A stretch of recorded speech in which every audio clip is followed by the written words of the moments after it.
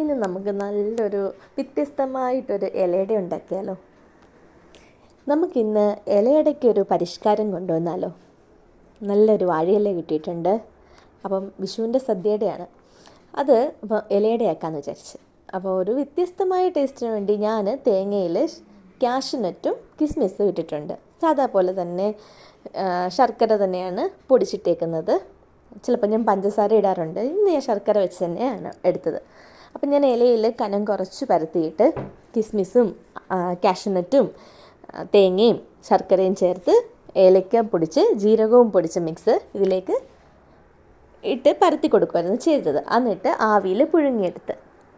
പിന്നെ ഞാൻ ഇലയടയിൽ വ്യത്യസ്തമാക്കാൻ വേണ്ടിയിട്ട് ഈ കിസ്മിസ് കാഷ്യൂനട്ടിനും പകരമായിട്ട് ഞാൻ പഴുത്ത ഏത്തയ്ക്ക ചെറുതായിട്ട് കട്ട് ചെയ്തിട്ടും ഇലയട ഉണ്ടാക്കാറുണ്ട്. രണ്ടിനും ഒരു വെറൈറ്റി ടേസ്റ്റ് തന്നെയാണ്. പിന്നെ ചൂടോടെ ഈ ഇലയട ആവിയിൽ നിന്ന് എടുത്തിട്ട് ഒരു കട്ടൻ കാപ്പിയൊക്കെ കുടിച്ചിരുന്ന് കഴിക്കാൻ നല്ല രസം തന്നെയാണ്.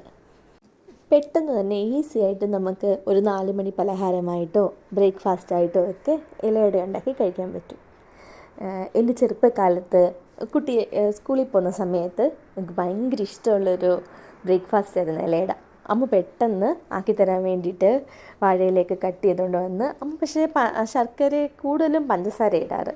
പിന്നെ ഗോതമ്പിന് പകരം അരിപ്പൊടി നനച്ചെടുത്ത് ഇതുപോലെ പരത്തിയെടുത്തിട്ട് ഉണ്ടാക്കാറുണ്ടായിരുന്നു. സൗദിയിൽ വന്നപ്പോഴത്തേക്ക് ഇല കിട്ടാത്തത് കൊണ്ടാകാം ഇലയുടെ കഴിക്കാൻ ഭയങ്കര കൊതിയാണ്. അപ്പോൾ എപ്പോൾ വാഴയില കിട്ടിയാലും ഫസ്റ്റ് ഉണ്ടാക്കാറ് ഇലയടയാണ്. അപ്പോൾ എപ്പോഴും ഒരുപോലെ ഉണ്ടാക്കാതെ കുറച്ച് വ്യത്യസ്തമാക്കണമല്ലോ എന്ന് കരുതിയിട്ടാണ് ഇത് ഇങ്ങനെയൊക്കെ ട്രൈ ചെയ്യുന്നത്. കല്യാണിക്കുട്ടിക്കും ഇത് ഭയങ്കര ഇഷ്ടമാണ്. അങ്ങനെ ഇലയട റെഡിയായെന്ന് തോന്നുന്നു. ഒന്ന് തുറന്ന് നോക്കാം. അപ്പം നല്ല ആവി പറക്കുന്ന ഇലയട റെഡി ആയിട്ടുണ്ട്. ഇനി ഒരു കട്ടൻ കാപ്പിയും കൂടി ഇട്ടിട്ട് ഈ ഇലയട കഴിക്കാൻ ഒരു സുഖം തന്നെയാണ്. അപ്പോൾ എല്ലാവരും ട്രൈ ചെയ്ത് നോക്കുക. നിങ്ങൾ ഇങ്ങനെ തന്നെ ഉണ്ടാക്കാറുണ്ടാവും. ഉണ്ടാക്കാറില്ല എങ്കിൽ ഒന്നുകിൽ കിസ്മിസും കാഷ്യൂനട്ടും ഇട്ട് അല്ലെങ്കിൽ പഴുത്ത ഏത്തയ്ക്ക കട്ട് ചെയ്തിട്ട് ഒന്ന് ട്രൈ ചെയ്ത് നോക്കുക.